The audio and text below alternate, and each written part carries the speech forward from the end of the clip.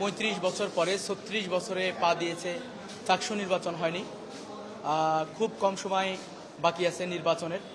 তো এখন পর্যন্ত ছোট ছোট কিছু ঘটনা, আচরণবিধি কেন্দ্রিক কিছু বিষয়, এরপরে নির্বাচন কমিশন তাদের যে লেভেল প্লেইং ফিল্ড নিশ্চিত করা, এই বিষয়গুলোর বাইরে আমার মনে হয় খুব বেশি এখন পর্যন্ত আমরা কোনো সমস্যা দৃশ্যমান হয়নি। ছাত্র সংগঠনগুলো এবং যারা স্বতন্ত্র প্রার্থী রয়েছে, ভোটার রয়েছে, তাদের সকলের মাঝেই আমরা সৌহার্দ্যপূর্ণ সম্পর্ক দেখেছি। এবং আমার মনে হচ্ছে যে চট্টগ্রাম বিশ্ববিদ্যালয়ে যে নির্বাচন অনুষ্ঠিত হতে যাচ্ছে তা সারা বাংলাদেশের একটা দৃষ্টান্ত স্থাপন করবে।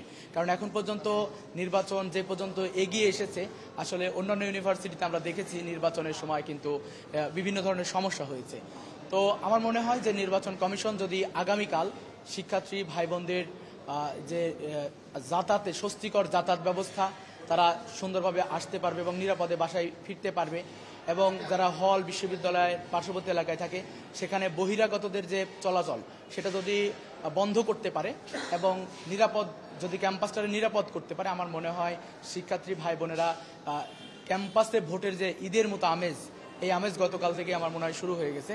তো আমরা জয়ের ব্যাপারে যদি বলতে চাই, আসলে সবাই তো বিজয়ী হওয়ার জন্যই এই প্রতিদ্বন্দ্বিতা করছে।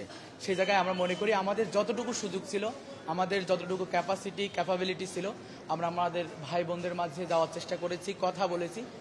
আমাদের ভাই বোনেরা চট্টগ্রাম বিশ্ববিদ্যালয়ের শিক্ষার্থী, তারা অত্যন্ত মেধাবী। তারা বিচার বিশ্লেষণ করে তারা সিদ্ধান্ত নেবে যে তাদের রায়ে তারা কাকে বা কাদেরকে এই ছাত্র সংসদ পরিচালনার সুযোগ দিবেন। এবং ইতিপূর্বে যারা কমিটমেন্ট রক্ষা করেছেন আগামীতে করবেন, যারা ইতিপূর্বে সততার পরিচয় দিয়েছেন আগামীতেও দিবেন, যাদের প্রতি তাদের আস্থা আছে তারাই বিজয়ী হবে বলে আমি মনে করি। জি, আসলে দেখেন, ইতিপূর্বে আমাদের দুইটি বড় ক্যাম্পাসে নির্বাচন হয়েছে, ডাকসু এবং জাকসুতে। তো ডাকসু নির্বাচনের সময় আমরা দেখেছি নির্বাচনের দিন যেভাবে কুইক রেসপন্স আসা দরকার প্রশাসনের পক্ষ থেকে, আমরা কিন্তু সেখানে দেখেছি যে ব্যাঘাত হয়েছে, যে কুইক রেসপন্স পাওয়া যায়নি। আমরা গতকালকের আমরা সংবাদ সম্মেলন করেছি, সেখানে বলেছি একটা কুইক রেসপন্স টিম দেওয়া। যেমন আমরা দেখি জাতীয় নির্বাচনে সেখানে একজন ম্যাজিস্ট্রেট থাকেন, তিনি সিদ্ধান্ত নিতে পারেন যে এই নির্বাচনে যদি কোনো ধরনের ত্রুটি বিচ্যুতি হয় উনি সেই নির্বাচন কি স্থগিত করবেন নাকি এই নির্বাচনটা এগিয়ে যাবে এবং এই কেন্দ্রকে কিভাবে নির্বাচনকে রান করা যায়। আমরা আমাদের প্রস্তাবনায় রেখেছি নির্বাচন কমিশনের পক্ষ থেকে যেন কুইক রেসপন্সের ব্যবস্থা করা হয়।